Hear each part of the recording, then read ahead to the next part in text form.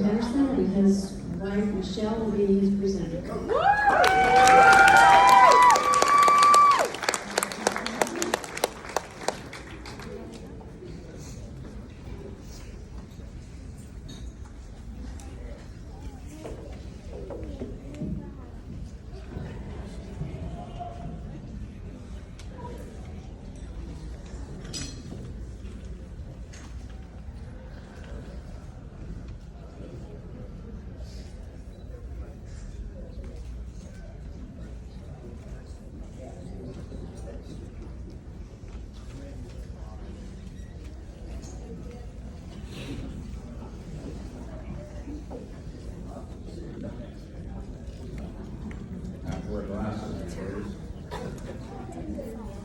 I wrestled many years, and back in the day, every match started with the lightweights, ended with the heavyweights, so I'm finally glad to be going last. First of all, I want to say thank you, Lord, for creating me and saving me and allowing me the great honor of working with you throughout the life you've given me and for bringing myself and my family to this great moment. I also want to say thank you to the National Wrestling Hall of Fame and all those people associated with the great wrestling community who bestowed me with this immense and humbling honor. Thank you, Michelle, for being my wife these past 32 years and encouraging me to accomplish so many great things together with you. I love you, and this award is as much for you as it is for me. Thank you to my children who endured the many times I was absent on various types of assignments throughout this great nation and the world. Thank you for supporting me and making me so dang proud of you. Thank you, Mom and Dad, who raised me up in the life of wrestling, both born and raised in Iowa. Dad was the captain of his high school wrestling team, and my uncle was the Big Ten wrestling champion at the University of Iowa. Thank you, Mike, my older brother. You all know him. My older brother didn't give me a choice but to defend myself by becoming a champion wrestler and always motivated me to excel in wrestling and in life. Thank you, Sharon, my sister, for rooting for me the loudest in wrestling and in life. Thank you, Jeff Molosky, for believing in me so much. I've been blessed with the great honor of being coached and mentored by great coaches, just like the ones that are being honored here tonight. What you coaches do matters. Even if some of us don't continue in wrestling, you drive us to do other things. Specifically for me, were Hall of Fame members Walt Ellison, Jim Husk, Rick Tucci, Chuck Almeida, and Barry Zillmer. And how many wrestlers got to say that Dan Gable himself placed his hands on me and taught me 3 different variations of a single leg takedown. I have the unique blessing of being honored by various accomplishments outside of the world of wrestling through my experiences in the military, law enforcement, and business. But I also hold the unique and dear experience of the blessing of being a high school head wrestling coach myself for 5 years. God has greatly blessed my life, and there's no doubt that He purposely used the great sport of wrestling and all the disciplines and life lessons that lie at its core to enable me to accomplish such great things for Him. God used the sport of wrestling to mold me into the person He wanted to be, just like He did with Jacob in the Bible, when God wrestled with him before changing his name to Israel and ultimately building a great nation through him. The sport of wrestling is a life lesson, and its disciplines combined with faith provide all the tools necessary to accomplish great things through the entirety of one's life. The night before I went out on the wrestling mat in 1976 to wrestle in the Florida State Finals, I found myself on my knees praying for a victory, which was against the only person that ever beat me throughout my entire middle school and high school career. You know all, I'm so glad now that I had that one loss, which occurred in my state tournament my junior year, because that was when I stopped living life defensively and didn't want to lose, and eagerly started living life aggressively, wanting to win. That's a wrestling life lesson. Before I stepped on the mat that night, I said, God, Lord, if you give me this victory, I'll never ask you for another thing in my life. I've been asking for stuff ever since.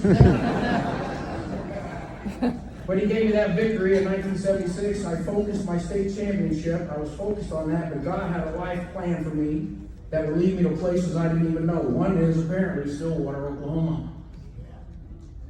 And here we are. What a journey and what an honor. I'm convinced that champion wrestlers can accomplish anything in life if they put their mind to. They have all the disciplines ingrained in them to do so. There is no sport like this sport of wrestling. As I stand here before so many great past and present dedicated wrestlers, I can't help but to recall when God said in the book of Hebrews that therefore we also, since we are surrounded by such a great cloud of witnesses, let us lay aside every weight and the sin which so easily ensnares us, and let us run with endurance the race that is set before us, whatever that race may be. Jesus never quit. Dedicated wrestlers will never quit. I believe that God does set life missions before us, and for some of us, He trained us up and prepared us with this unique sport to run the races that are associated with those missions. I'm humble and grateful that He did so with me. So here I live and stand constantly before a great and special cloud of witnesses of such honorable men and women that I have been blessed to experience deep and meaningful professional and personal associations. Right now, everyone that's ever served in the military or is a veteran at this time, raise your hand.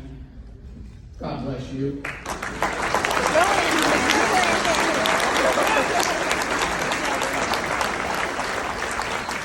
One of those is my own son, a West Point graduate, 4 tours in Iraq and Afghanistan, Bronze Star and Purple Heart winner. He's a wrestler.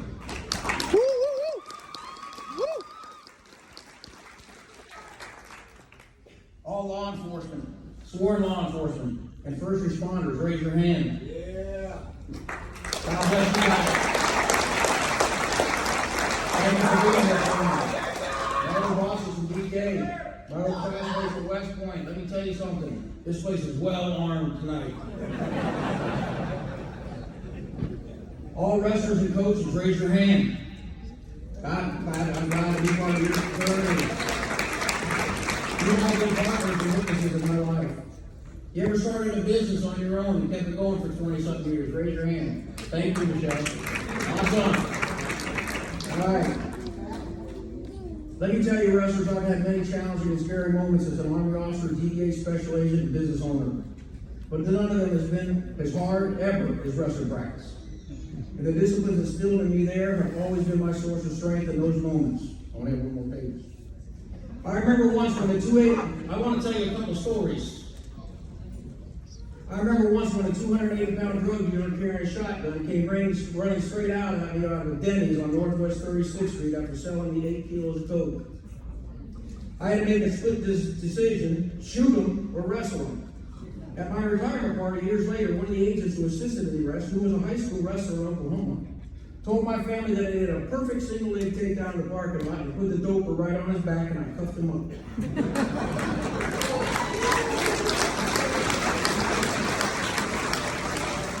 The Miami Field Division DA called me Bam Bam from the Flintstones from that day forward. I remember once when a retired New York City cop who turned Miami drug dealer sold us 5 kilos of coke and then fled away in his car. He blocked me in his car, and I was able to snatch him out the driver's window of the car. He had a gun in his front waistband, and as I got him on the street face down, he kept his hands and kept going after the gun on his belly. He wanted to shoot me. I was hearing all the approaching cops telling me, shoot him, shoot him.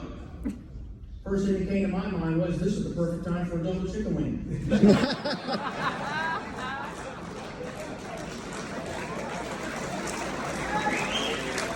Yeah! It worked perfectly, and I was able to cuff him up without shooting him, even though the cops still wanted me to shoot him. That was a champion wrestling move. Last one here is I remember when I had to brief the Attorney General of the United States in Washington. Her name was Janet Reno from the state of Florida. I had to receive her approval to initiate the largest undercover money laundering investigation in the world at the time.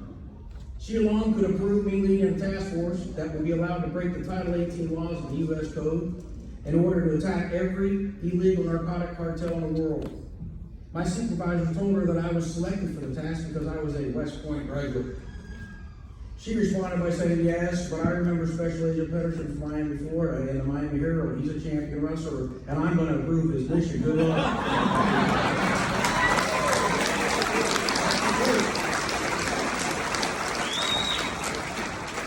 Several years later, she awarded me with the agency's highest award of valor for our successes.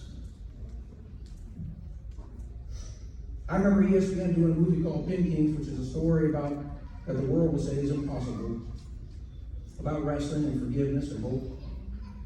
And a Marine soldier at that time who had recently returned from Afghanistan, who'd been a high school wrestler in Iowa, he reached out to me after watching the movie Vader sent me a text message late one night that I'll never forget. It said, quote, "I gotta tell you, Kev, when I get down, you're the first person I think about to pick me back up. Thank you, Nick, thank you, Alex." These stories are examples of God preparing us through wrestling to accomplish great things for Him. These stories could go on forever, but let me conclude with this. General Douglas MacArthur said in his great speech at West Point, the first and best college in America, Mike, right before the North Academy. Go Army, be Navy. Well, he said, quote, "But in the evening of my memory, always I come back to West Point. Always there echoes and re-echoes to me, duty, honor, country." Though I have many great memories at West Point, and some of my classmates are here from West Point, I will always hear the cry and that great command of, "Ready, wrestle." My family, I thank you for this immense honor.